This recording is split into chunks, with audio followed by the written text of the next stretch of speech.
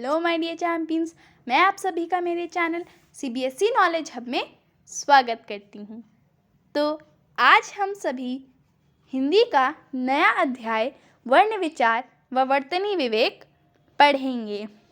हम इस पाठ में वर्ण की परिभाषा, वर्णमाला, वर्णों के भेद, अनुस्वार, अनुनासिक एवं वर्तनी संबंधी अशुद्धियों व शुद्धियों के बारे में पढ़ेंगे। तो चलिए शुरू करते हैं। वर्ण की परिभाषा। भाषा की वह सबसे छोटी इकाई जिसके और टुकड़े ना किए जा सके वर्ण कहलाती है। मतलब भाषा की ये सबसे छोटी इकाई होती है जिसके हम और टुकड़े नहीं कर सकते। जैसे वाक्य होता है, वाक्य के हम टुकड़े कर सकते हैं, उससे शब्द बनते हैं, शब्द के हम और टुकड़े कर सकते हैं तो वर्ण निकलते हैं वर्ण। लेकिन जब हम वर्ण के टुकड़े करने बैठते हैं तो वर्ण के टुकड़े नहीं हो सकते हैं।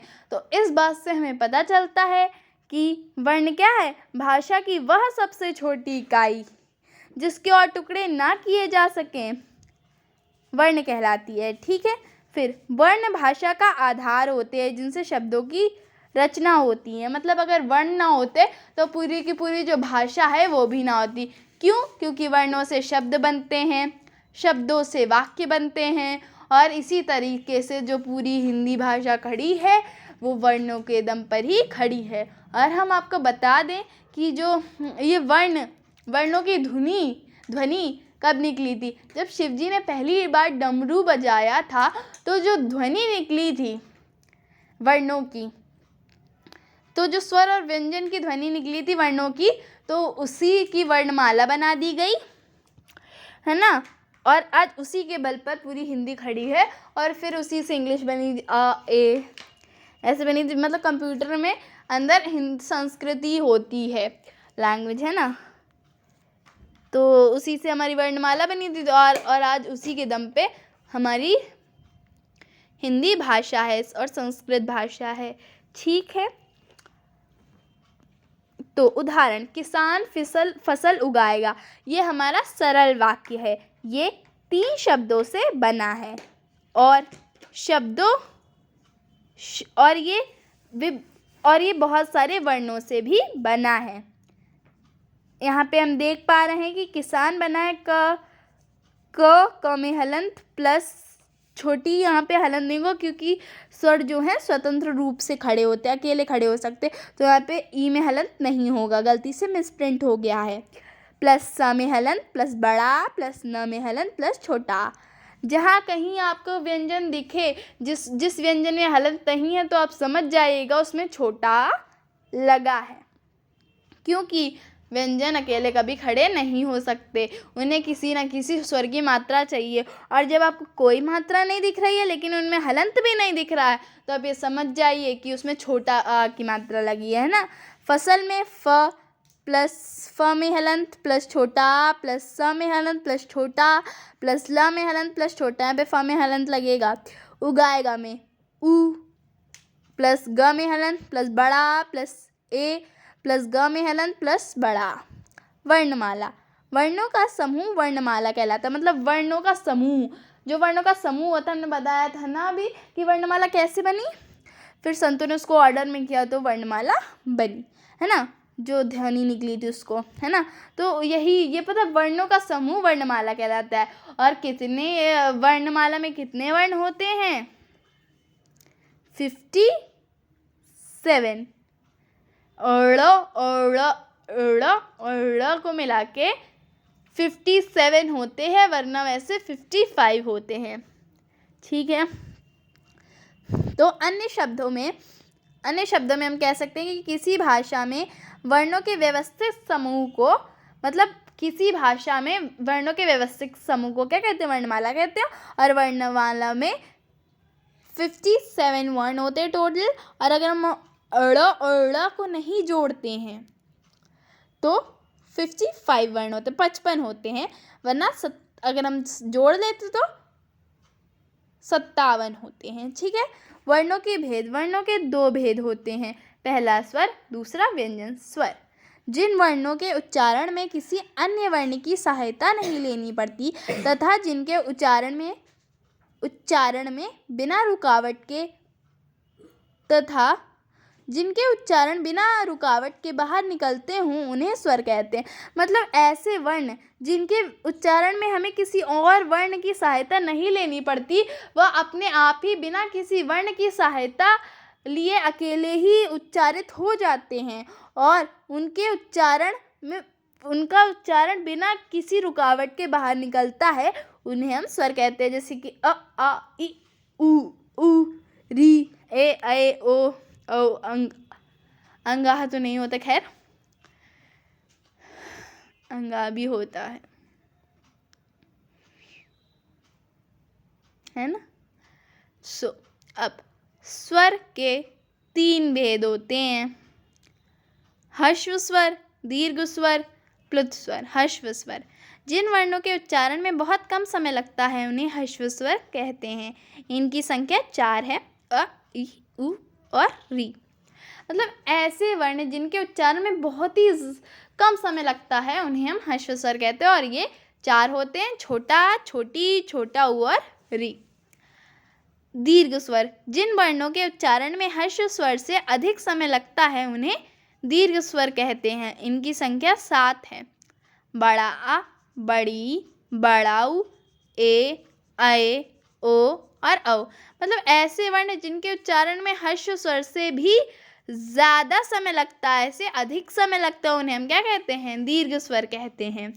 और इनकी संख्या 7 होती है, बड़ा आ, बड़ी, जैसे हम देख पा रहे हैं ना, आ, ई, उ, ए, ऐ, ओ, औ, जिसमें ज़्यादा समय लग रहा है ह्रस्व स्वर के कंपैरेटिवली, है ना, इसलिए। प्लुत स्वर जिन वर्णों के उच्चारण में दीर्घ स्वर से अधिक समय लगता है उन्हें प्लुत स्वर कहते हैं। इनका प्रयोग प्रायः किसी को पुकारने के लिए किया जाता है, जैसे ओम, राम, हे आदि। मतलब ऐसे वर्ण जिनके उच्चारण में दीर्घ स्वर से भी अधिक समय लगता है उन्हें हम क्या कहते हैं? प्लुत स्वर कहते हैं। और ऐसे वर्णों का और इनका प्रयोग हम लोग कब करते हैं? जब हमें किसी को पुकारना होता है तब। जैसे कि ओम, आप में से कई सारे लोग ओम सुबह करते होंगे, ओम, है ना, मेडिटेशन करते होंगे, ओम का नाम लेते, इससे आपकी बॉडी में पॉजिटिव एनर्जी का संचार होता है ना। तो ओम ऐसे आप लंबा बोल दूंगा तो इसमें बहुत समय लग रहा है, तो हमारा प्लुत स्वर। और जब जैसे कि आप राम को बुलाएं तो आप दूर है राम, तो आप ऐसे बुलाएंगे ना, राम, है ना, या फिर हे, है ना। स्वरों की मात्राएं जब शब्दों की शुरुआत स्वर से होती है तो उन्हें मूल रूप में लिखा जाता है। व्यंजन के साथ इनका प्रयोग मूल रूप में ना करके मात्रा के रूप में किया जाता है। मतलब जब जैसे कि एक शब्द है, जब उसकी शुरुआत अगर स्वर से होती है तो उनका प्रयोग मूल रूप में कर लिया जाता है, लेकिन व्यंजन के साथ जो है उनका प्रयोग मूल रूप में नहीं किया जा सकता है, तो इनका प्रयोग स्वरों का प्रयोग किस रूप में किया जाता है? मात्रा के रूप में किया जाता है। प्रत्येक स्वर के लिए अलग अलग मात्राएं निश्चित हैं। इन्हीं मात्राओं के रूप में ये स्वर व्यंजन से जुड़ते हैं। और मतलब हर स्वर की क्या अलग अलग मात्रा निश्चित है और इन्हीं मात्राओं के रूप में जो स्वर हैं व्यंजन से जुड़ते हैं। और यहाँ पे टेबल भी बनी हुई है, आप मात्राएं देख सकते हैं। आप बचपन से पढ़ते ही चले आ रहे हैं, फिर भी एक बार रिवाइज कर लीजिएगा। और यहाँ पे है भी कि जैसे कि अगर जुड़ती हैं मात्राएं से तो क्या हो, तो जैसे का एग्जाम्पल दे रखा है तो कैसे जुड़ती हैं।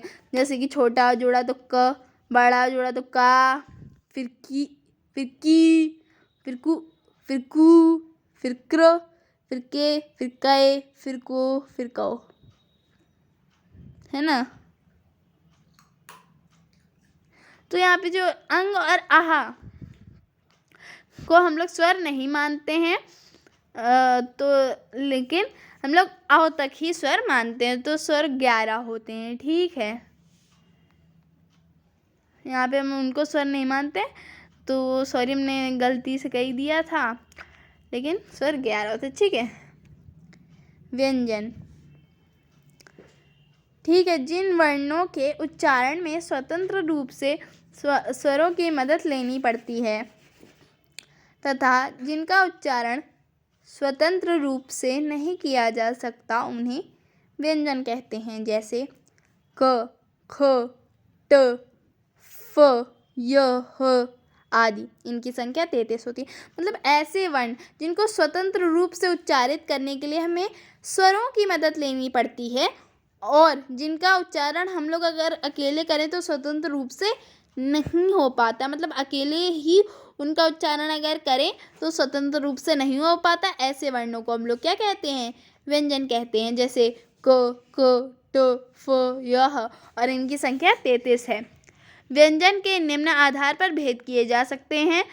उच्चारण के आधार पर व्यंजन के 3 भेद होते हैं: स्पर्श व्यंजन, अंतस्थ व्यंजन, ऊष्म व्यंजन। स्पर्श व्यंजन जिन व्यंजन वर्णों के उच्चारण में हवा मुंह के विभिन्न भागों को छूती हुई या स्पर्श कर बाहर निकलती है उन्हें स्पर्श व्यंजन कहते हैं। इनकी संख्या 25 है। ये व्यंजन है मतलब ऐसे व्यंजन जिनके उच्चारण में जो हवा है मुंह के विभिन्न भागों को छूती हुई निकलती है। जैसे कि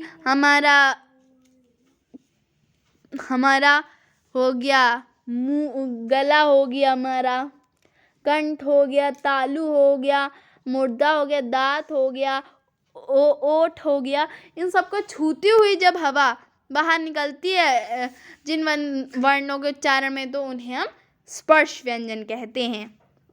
ठीक है, और स्पर्श व्यंजन की संख्या 25 होती है और ये व्यंजन है मतलब ये व्यंजन क वर्ग, च वर्ग, ट वर्ग, त वर्ग, प वर्ग है ना। क ख ग घ ङ, च छ ज झ ञ, ट ठ ड ढ ण, त थ द ध न, प फ ब भ म। मतलब जो क वर्ग है उनका उच्चारण करने के लिए उच्चारण स्थान क्या है? कंठ। च वर्ग का उच्चारण स्थान है तालू। ट वर्ग का उच्चारण स्थान है मुर्दा। त वर्ग का उच्चारण स्थान है दांत। प वर्ग का उच्चारण स्थान है ओष्ठ। अंतस्थ व्यंजन ऐसे व्यंजन जिनका उच्चारण करते समय जीभ मुंह के किसी भी भाग को पूरी तरह से स्पर्श ना करके नहीं करती है और ना ही स्वरों के समान स्वतंत्र रूप से बाहर निकलती है, ऐसे व्यंजनों को हम अंतस्थ व्यंजन कहते हैं। और इनका उच्चारण स्वर एवं व्यंजनों के बीच का होता है। मतलब ना स्वर की तरह होता है ना व्यंजन की तरह होता है। और इनकी संख्या 4 होती है, य, र, ल, व। और वह जो है वो दंतोष्ठ व्यंजन भी कहा जाता है क्योंकि इसके उच्चारण में दांत और ओठों का परस्पर स्पर्श होता है। आप करके देखिए ना, व है ना। तीसरा, ऊष्म व्यंजन ऐसे व्यंजन जिनका उच्चारण करते समय हवा मुंह से रगड़ खाकर गर्मी को उत्पन्न करती है, जैसे कि है ना, तो हम उन व्यंजनों को क्या कहते हैं? ऊष्म व्यंजन कहते हैं। और इनकी संख्या 4 होती है, श, स और ह। ठीक। श्वास प्राण की मात्रा के आधार पर व्यंजन 2 प्रकार के होते हैं, अल्प प्राण, महाप्राण। अल्प प्राण जिन व्यंजनों के उच्चारण में श्वास वायु कम निकलती है उन्हें अल्प प्राण व्यंजन कहते हैं। प्रत्येक वर्ग का पहला, तीसरा और 5वां व्यंजन अल्प प्राण होता है। मतलब ऐसे व्यंजन जिनके उच्चारण में जो हमारी सांस वायु मतलब जो कार्बन डाइऑक्साइड होती है वो कम निकलती है उन्हें हम अल्प प्राण व्यंजन कहते हैं। और हर वर्ग का पहला, तीसरा और 5वां व्यंजन क्या होता है? अल्प प्राण। मतलब क, ग, ड़, च, ज, ञ, ट, ढ, ण, त, द, न, प, ब, म। ये सब क्या है? अल्प प्राण व्यंजन है। ठीक है। महाप्राण व्यंजन जिन व्यंजनों के उच्चारण में श्वास वायु अधिक मात्रा में निकलती है उन्हें महाप्राण व्यंजन कहते हैं। प्रत्येक वर्ण का दूसरा और चौथा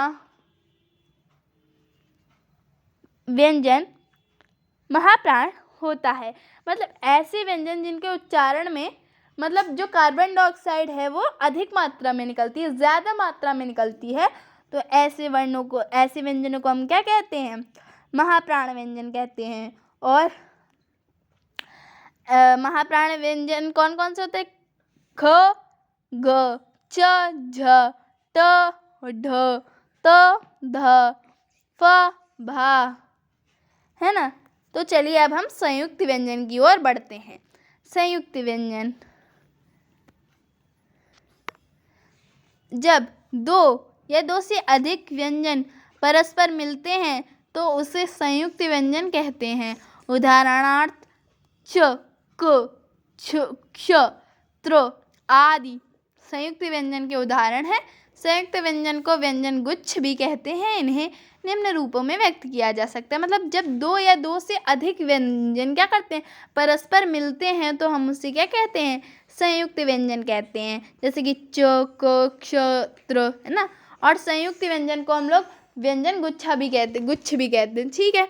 और संयुक्त व्यंजनों को निम्न रूप में व्यक्त किया जा सकता है। पहला, संयुक्त व्यंजनों को के स्वतंत्र प्रयोग में क्ष, त्र, ज्ञ एवं श्रा 4 ऐसे संयुक्त व्यंजन हैं जिन्हें स्वतंत्र रूप में प्रयोग किया जाता है। और जैसे क्ष में क और श होता है, त्र में त, र होता है, ज्ञ में ज, य होता है, श्रा में श, र होता है। जिसमें क्ष में का में हलंत होता है, त्र में ता में हलंत होता है, ज्ञ में जा में हलंत होता है, श्रा में श में हलंत होता है ना। और यहाँ पे क्षत्रज्ञ श्र से आपको 3 एग्जाम्पल्स भी दिए गए हैं।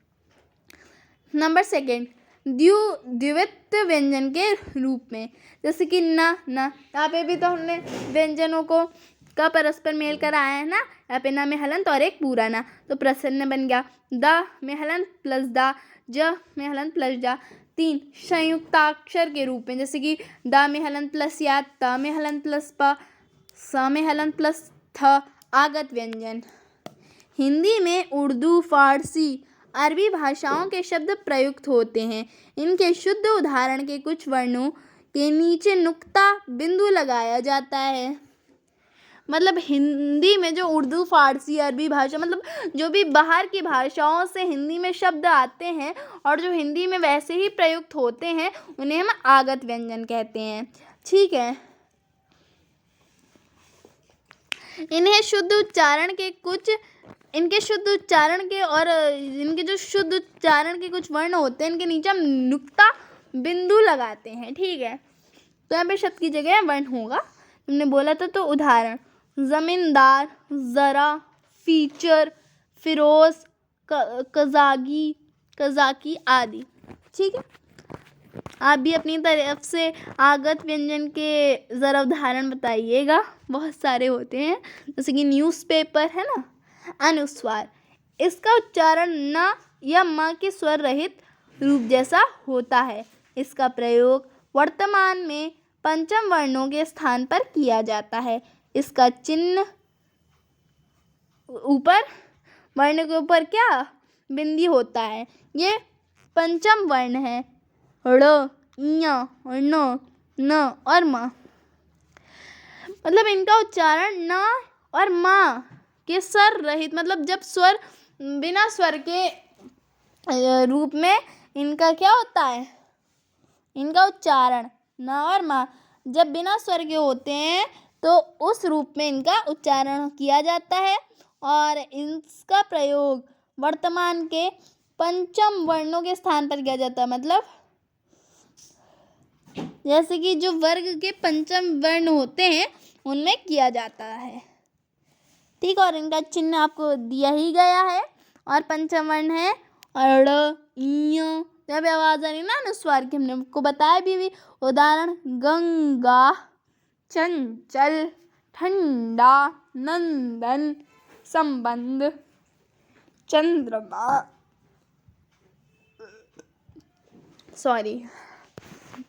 अनुनासिक। इसके उच्चारण में नाक और मुंह दोनों से आवाज आती है। इसका दूसरा नाम चंद्र बिंदु भी है, जिसका चिन्ह चंद्र बिंदु आप देख पा रहे होंगे। इसका चिन्ह देखिए, ठीक, मतलब इसके उच्चारण के नाक और मुंह दोनों से ही ध्वनि निकलती है और इसका दूसरा नाम चंद्रबिंदु भी है। और उदाहरण जैसे कि आँख, गाँव, पाँव, चांद आदि। जिन शब्दों में शिरोरेखा के ऊपर मात्रा होती है, मतलब ऐसे शब्द जिसमें शिरोरेखा के ऊपर मात्रा होती है, शिरोरेखा मतलब वो वाली रेखा कर्वी वाली है ना, उसके शिरोरेखा मतलब कुछ और होता, मतलब जो लाइन नहीं खींचते हम लोग शब्द कंप्लीट होने के बाद, उसके ऊपर मात्रा होती है, वहाँ अनुनासिक का प्रयोग बिंदु के रूप में किया जाता है। ठीक है, जैसे कि मैं, मतलब यहाँ पे शिरोरेखा, तो माँ के शिरोरेखा के ऊपर मात्रा है, तो वहाँ पे अनुनासिक का प्रयोग बिंदु के रूप में किया जा सकता है। जैसे कि मैं, गोद, होंगे, भोंपू, कोंपले आदि। ठीक है, र के विभिन्न रूप।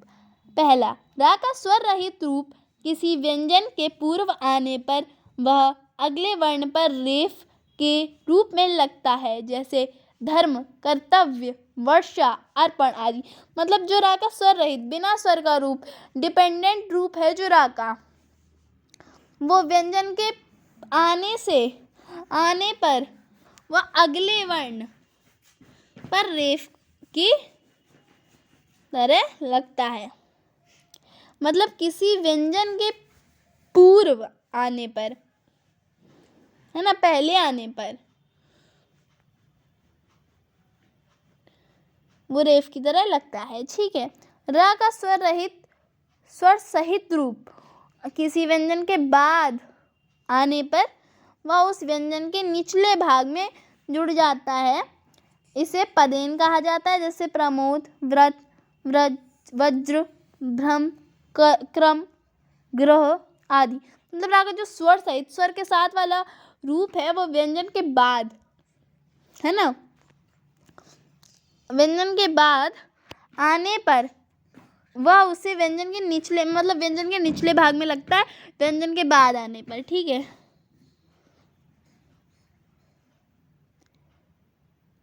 ओके ना। र का स्वर युक्त रूप ट एवं ड वर्णों के साथ अलग अलग रूप धारण कर लेता है। जैसे कि ट्रक में ये होता है और ड्रामा में ये होता है। ठीक है, त के साथ र मिलकर त्र और श के साथ मिलकर श्र बनाता है। समझ में आया? मतलब अगर ट के साथ त्र मिल गया तो त्र बनेगा, श के साथ मिल गया तो र मिल गया तो श्र बनाएगा। ठीक, मतलब पहला रूल ये है कि रा का जो स्वर रहित रूप है, बिना स्वर का रूप है, वो व्यंजन के पूर्व लगता है, अगले वर्ण आने पर, पूर्व आने पर वह अगले वर्ण पर रेफ के रूप में लगता है। ठीक है, जब लगाना होता है ना। 9, वर्तनी तथा उच्चारण। लिखने की रीति को वर्तनी कहा जाता है। वर्तनी का संबंध उच्चारण से होता है। हिंदी में जो बोला जाता है वही लिखा जाता है। उच्चारण अशुद्ध होने पर वर्तनी भी अशुद्ध होती है। प्रायः लोग जिन शब्दों के उच्चारण एवं वर्तनी में अशुद्धियाँ करते हैं, उन शब्दों के अशुद्ध और शुद्ध रूप को निम्न तालिका में देखा जा सकता है। मतलब लिखने की रीति को क्या कहते हैं? वर्तनी कहते हैं ना। मतलब लिखने की रीति को क्या कहते हैं? वर्तनी कहते हैं। ठीक है, या फिर लिपि भी कहते हैं ना। वर्तनी का संबंध उच्चारण से होता है। हिंदी में जो बोला जाता है वही लिखा जाता है ना। जैसे कि हम जानते हैं उच्चारण अशुद्ध होने पर, अगर उच्चारण अशुद्ध हो जाते तो वर्तनी भी अशुद्ध हो जाती। इसीलिए जिन शब्दों के उच्चारण एवं वर्तनी में अशुद्धियाँ करते हैं, उन शब्दों के अशुद्ध और शुद्ध रूपों की निम्नलिखित तालिका में देखा जा सकता है। जैसे कि अशुद्ध, ये यल अशुद्ध है, आकाश, ये शुद्ध है, आकाश, आहार, आहार, साधु, साधु, त्योहार, त्योहार, दांत, दांत, पुत्री, पुत्री, श्रीमती, श्रीमती, वधु, वधू, गौरव, गौरव, प्राय, प्रायः, आकांक्षा, आकांक्षा, क्षण, क्षण, जोग, योग, जमुना, यमुना, पेड़, पेड़, मेढक, मेढक, खाना, खाना, रसायन, रसायन। तो यदि आप में से किसी को भी कोई डाउट हो तो आप पूछ सकते हैं। धन्यवाद। अगर आपको मेरा वीडियो पसंद आया हो तो कृपया मेरी वीडियो को लाइक कर दीजिए और कमेंट करिए कि आपको वीडियो कैसा लगा, और जो मैंने आपको उदाहरण आगत व्यंजन के बोले हैं वो भी बताइए, और साथ ही में मेरे चैनल को सब्सक्राइब करके बेल आइकन भी प्रेस कर दीजिए और मेरे चैनल को शेयर भी करिए। Bye bye, will meet on next turn।